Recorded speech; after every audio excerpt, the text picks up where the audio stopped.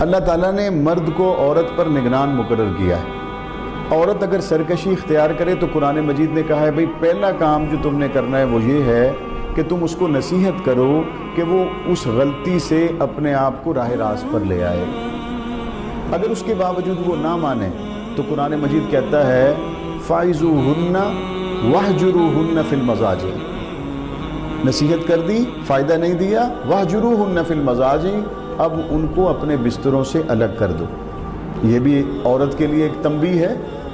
اس کے باوجود بھی وہ نہیں سمجھ رہی تو اب قرآن مجید کہتا ہے وَضْرِبُوهُنَّ، اب تمہیں اجازت دی جاتی ہے کہ تم ان کی پٹائی کر سکتے ہو، لیکن اس پٹائی کے اندر ایسا مارنا جس سے اس کی ہڈی ٹوٹ جائے، یا چہرے پہ مارنا، یا ایسا سخت مارنا کہ وہ بیچاری چلنے پھرنے کے قابل نہ رہے، یہ سخت ناپسندیدہ ہے۔ ایسے عمل کو کسی طور پر جائز سمجھنا مرد کے لیے مناسب نہیں ہے۔ اور آگے پھر کیا فرمایا فَإِنْ أَطَعْنَكُمْ فَلَا تَبْغُوا عَلَيْهِنَّ سَبِيلًا، اب آپ کی نصیحت سے، بستر الگ کرنے سے، یا کسی طور پر ذرا سختی سے تنبیہ کرنے سے